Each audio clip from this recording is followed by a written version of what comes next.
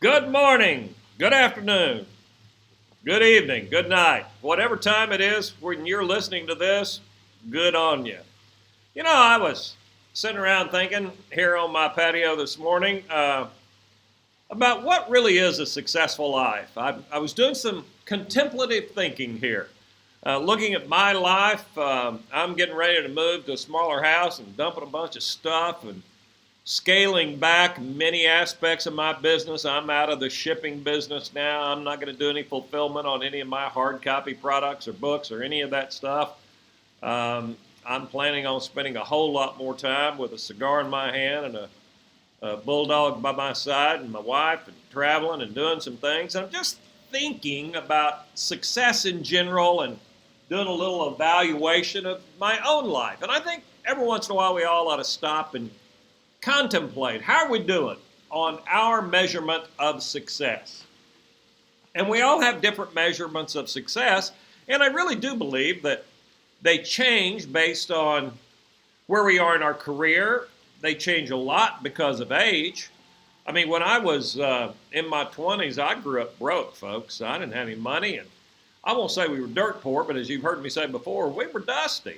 So I had a goal to achieve a lot fast. And that was my number one thing, make a lot of money as fast as I possibly could so I could be not broke anymore. So I pretty much at the beginning measured success based on my finances, whether I had enough money to have the freedom to do the things that I wanted to do and so forth. And I believe that's the way most folks are early in their careers, early when they're younger. And I know that's changing now. We have a millennial mindset where it's more about purpose. But the boomers, we were interested in making some money, especially when you grew up not having very much. And then over time, you sort of, and that's typical of age, people in their, 30s and early 40s. I think that's where they sort of are. And in your late 40s, mid 40s, whatever, you start to think a little differently. And most of your earning power happens from about 45 to 55. So that's when you really start to make some money because you finally settle into who you are and what you do, and you achieve a level of success, and all that work is starting to pay off. And then after that, you sort of, it becomes, sadly, your declining years. And of course, there are exceptions to this. By the way, there's pretty much an exception to everything. So if you're saying, well, that hadn't been the case for me, well, then I wasn't talking about you. And I just did one of these little rants about that. If the things I'm talking about right here don't apply to you, then don't take offense. I'm not talking to you. But that's the way it pretty much is statistically. And so I think it's helpful for all of us to sit back from time to time and just do a little evaluation of success. And this morning, here I am on my patio looking out at my beautiful garden. My dogs are rolling in the grass up there and having fun, and had a couple of cups of coffee, and now I'm having my first cigar of the day and sort of evaluating life. And I started to think about what is success. And then I started doing and I came up with 5 elements of success that I'm about to tell you about. I started doing some analysis around, would this apply to all the times of your life? And I believe this little list of 5 is the most important for wherever you are in your life. So let me give you my 5 elements of a successful life. First of all, you got to love yourself. That's right, you do. You got to love yourself. You cannot guarantee that other people are ever going to love you. I mean, not even your mama and your daddy and the rest of them, your friends. You say, yes, they will. They'll always love me. Yeah, they ought to. And I've certainly written a lot about unconditional love that comes from parents and so forth, but that's just not the case for most people. I cannot guarantee, and my wife loves me more than anything in the world, and I love her more than anything in the world, but there's no guarantees associated with that. And I also believe that if you don't love yourself at some level, you're not going to be a very lovable person, and nobody's going to love you because you don't love yourself enough to take care of yourself and do all the things that you should. I mean, I know people who don't love themselves. I see them all the time. You do too. I sit next to them on airplanes. They don't love themselves enough to take a bath or to shave or to clean up or to put on some anything other than their pajamas. People traveling in their pajamas and house shoes and flip-flops and all that stuff. My God, don't you have more self-worth than that? So I would say that one of the things that makes you successful is certainly you got to love yourself. You'll do better when you love yourself, and that's not an area of arrogance or being egotistical. It's just I like Larry Winget. You should like whoever you are too. And if you don't like whoever you are, you need to change the way you act and think and are so you can become more lovable first to yourself. You have to go to bed with you every night. You have to look yourself in the mirror every night. One of the last things I do, in fact, the last thing I do is at night when I'm brushing my teeth, I'm standing there looking at myself in the mirror right before I go to bed. And I always say, you've been a pretty good version of Larry Winget today. You've been the best Larry Winget you could possibly be today. And if I can't say that, I do a quick analysis. Or I wish I hadn't done that, or I wish I'd done more of that, or whatever it is. And I sort of vow to correct that the next day. But you got to be good with who you are. So that's number one. Number two is your health. None of this matters if you're sick. None of this matters if you're obese and don't take care of yourself and you die early. You're not even good for yourself. You're not even good for anybody else. So take care of yourself, especially some of you older guys that are listening to me right now. I go, really, if you got your health, you pretty much got this thing kicked in the butt. So your health should be way up there at the top. Next is this. So that's number two. Love yourself. Be healthy. Then family. At some point, you're left with your kids and your mama and your daddy, and I know that there are some people who don't have good relationships with their kids or their mama or daddy or whatever, but I'm talking about family and husband, wife, partner, all those things. You need those people around you to support, to challenge, to kick your butt when you need it. Excuse me.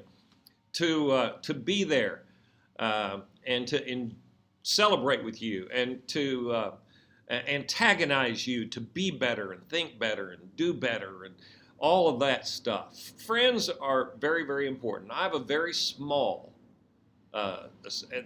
friends is where I'm moving to next. I have a very small circle of friends, very small. I have friends who challenge me, and I'm not talking about friends that are on Facebook or any of that crap. That's a horrible thing to call those people. They're not your friends. I've got 5,000 friends on Facebook, and I don't know 4,950 of them. But Facebook says we're friends. We're not. My handful of friends is, 8 people maybe, 9 people, 10, something like that. And I wrote about this in one of the books years ago about a friend, somebody you can call when you're stuck in a Mexican jail and you need help getting out. And the trouble is, most of my friends would be in jail with me probably and wouldn't be able to get me out. And that's where I go back to family, because I got 2 sons to do whatever it took to get daddy out of jail. So, but you need to think hard about what friendship really means to you and surround yourself with a close group of people who you can count on, who can count on you. Be a friend in order to have a friend who will challenge you to do better and be better and have better and all that, challenge you to read, challenge you to think. That's what a true friend is. A friend's not somebody who's going to put their arm around you and say, poor baby, tough, cruel world out there. A friend's somebody who's going to put their arm around you and say, stop being an idiot. You can do better than this. You deserve better than this. So here we go so far. You got to love yourself. You got to be healthy. You need to really cherish your family connections. And you need to surround yourself with a handful of friends. And last is this. It comes down to work. Work that satisfies you mentally, physically, and financially. Work that satisfies you. And it's not about how much money you make, even though you have to make enough to keep you satisfied, to pay your stuff, to pay your bills and to help you have a good lifestyle and to take care of your family and your kids and all that sort of stuff. So there has to be some financial reward in there. There just has to be. Don't say, well, I love doing this, but you're broke. Go love something that brings in some money and then do all that other stuff on the side if you want to. Make it a hobby, but don't make it your way of life if you're broke because of it. Have a job that doesn't satisfy you financially. It's not a job. It's a lot of other things. It's a hobby. It's charitable work. It's some of those things. But you have to have a job, work in your lifetime that satisfies you financially. Physically. Folks, you got to sometimes break a sweat. And if you sit at a desk all day long and you're not breaking a sweat, then you have to get out, and this ties to health. You have to get out and break a sweat.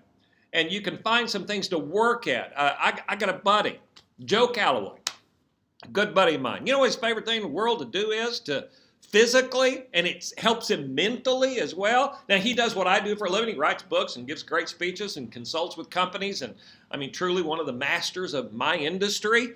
He likes to mow the yard. Really loves to mow the yard. Now, I quit mowing yards a long time ago because I moved to Arizona where we don't have yards. And so I have fake grass and gravel. I don't do that, but there are a lot of things that I really enjoy doing that allow me to break a sweat physically, which helps my health, because my work doesn't do that. But if you have work that satisfies you financially, and if it does physically, well, good for you. And if it doesn't, figure out something physically. And then you have to have work that satisfies you mentally, that challenges you, that makes you think. And if, again, you have a job that you're so good at, you've mastered, or it just doesn't require a lot of you mentally, then do things that challenge you mentally. Read.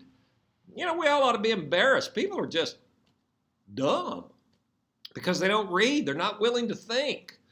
And find things that challenge you mentally. So here we go. I'm going to sum it all up, then I'm out of here. The 5 elements of a successful life, regardless of where you are in life, is you got to love yourself. Don't expect anybody else to love you if you're not lovable. Make yourself lovable. Love yourself. Approve of yourself. And if you cannot approve of yourself, change who you are, change what you do in order to allow yourself to approve of who you are. Then, your health. You got to take care of yourself. Family and friends. And the last element is work that satisfies you mentally, physically, and financially. If we have those 5 things going for us in our life, I say, you did all right. All right, folks, that's some things to think about right there. Hope you're enjoying these little videos from me on the Patreon site. Please go tell others about these. I enjoy doing them, and I know that my buddy Chris enjoys doing them. You learn something different from both of us. We have a different slant on life, a different way to look at life and business and so forth. I do some business. I do some personal stuff. But whatever it is, I hope you're enjoying it. And if you do, go tell others. Thanks.